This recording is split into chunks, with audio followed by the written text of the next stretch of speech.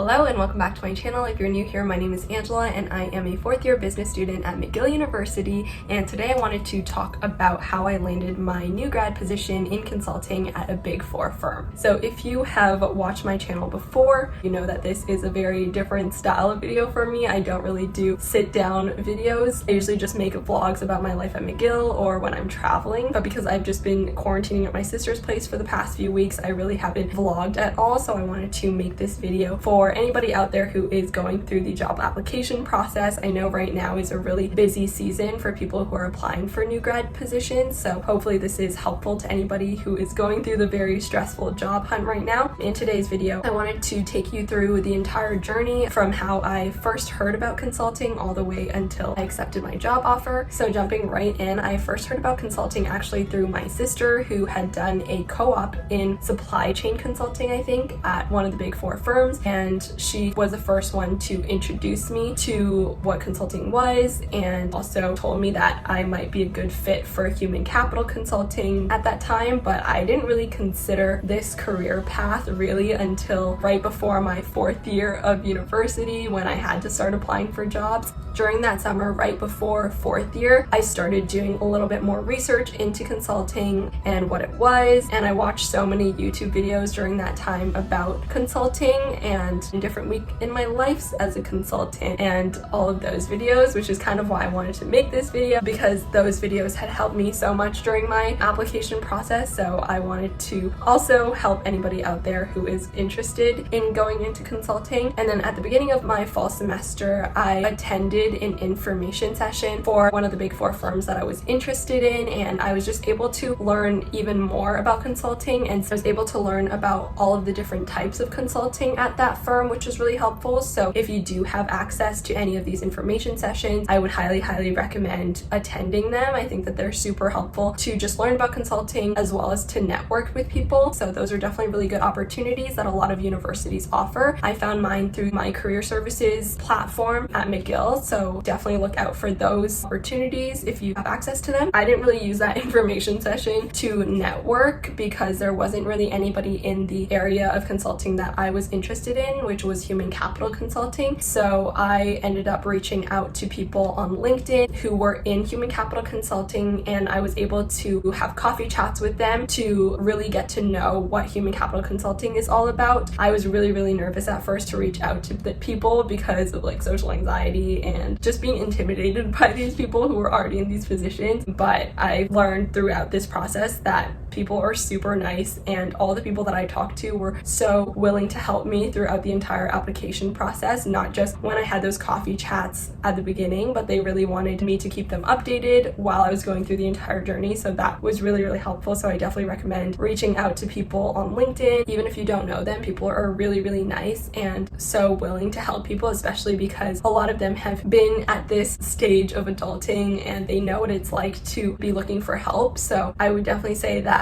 networking and getting those coffee chats in is super helpful. So after I had those coffee chats, I sent in my application, and I wouldn't recommend this for other people, but at the time, during that kind of first wave of job openings where a lot of the big companies release all of their new grad positions around September, I only applied to one job, and I got really lucky because I got that job, but I definitely wouldn't recommend only applying to one job. I would definitely say apply to as many jobs as you can, but also not too many jobs at the same time, because you do want to put in enough effort. But for me, I literally applied to one job because all of the other job openings that I had seen didn't really entice me, and I figured that even if I didn't get this job, I still had like the rest of the year to find a different job. But yeah, so for that application, I had to send in my resume, my cover letter, and my unofficial transcript. So for my resume, I wanted to make sure that it was really tailored to the position. So you really want to take those keywords from the job posting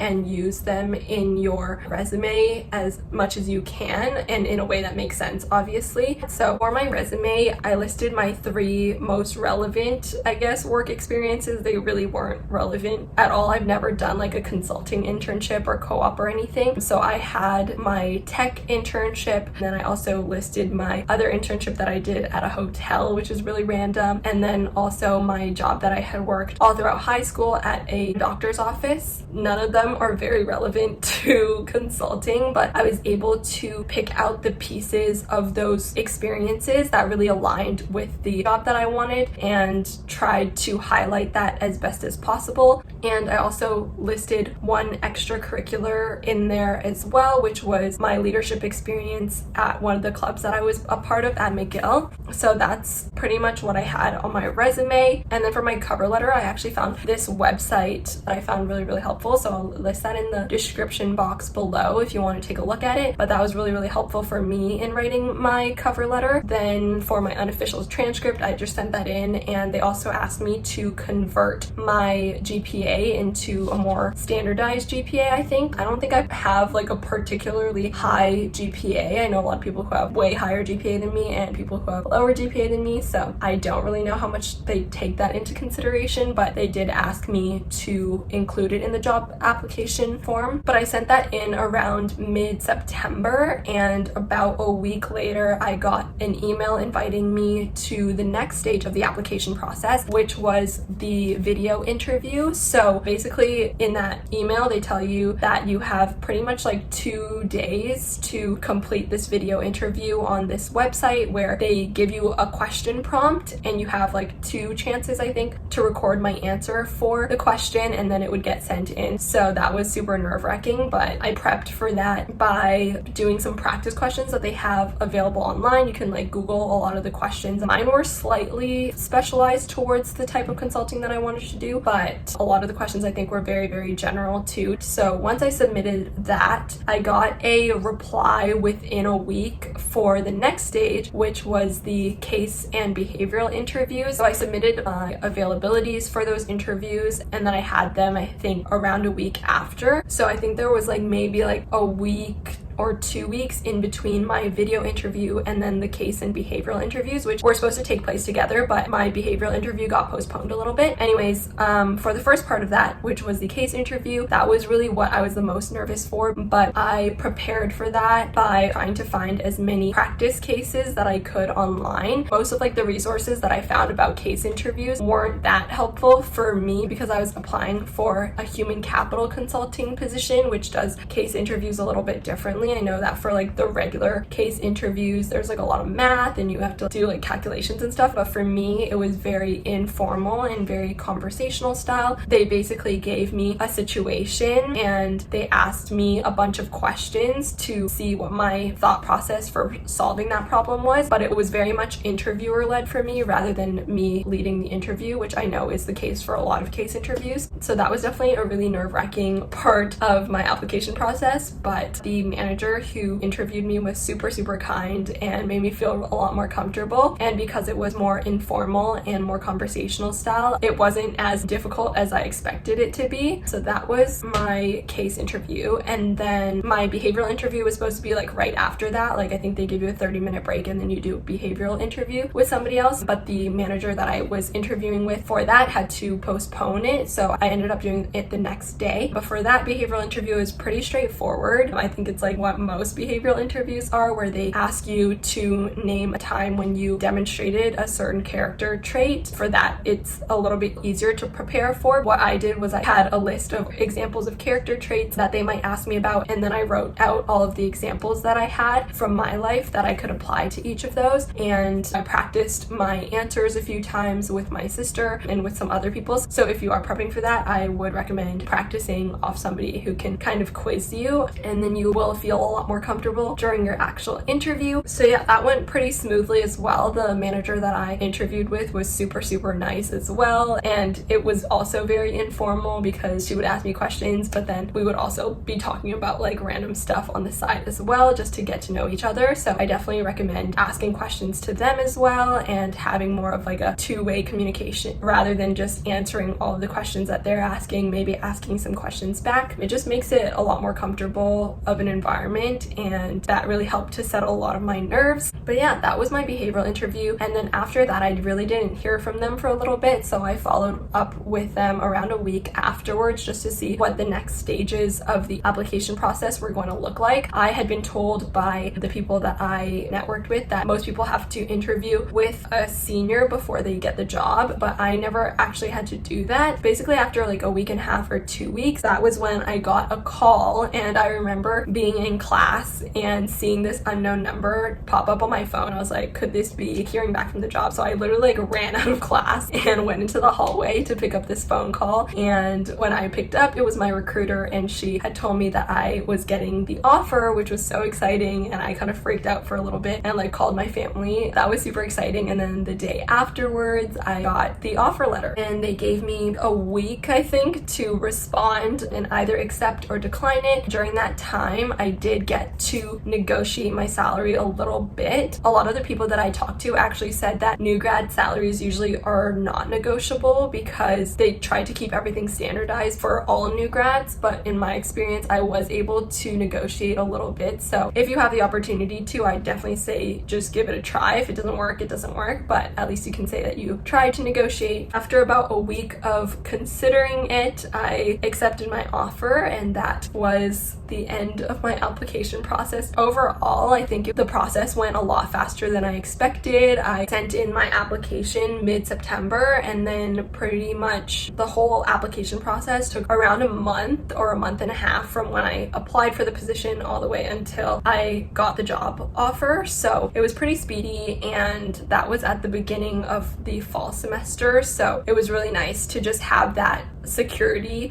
in having a job that early in my 4th year, because then I could kind of relax for the rest of my 4th year, which is what I've been doing. That was my experience with the entire job application process from start to end. I hope this was helpful for anybody out there who is going through this process right now. If it was, make sure to give it a like, and I wish you all the best in your job applications. If you have any questions for me, I'm happy to answer them in the comments below, or you can reach out to me on Instagram as well. But yeah, thank you so much for watching. I hope you enjoyed this video, and make sure to stay tuned for more vlogs of my life as a McGill University student and beyond. And I'll see you in the next one. Bye!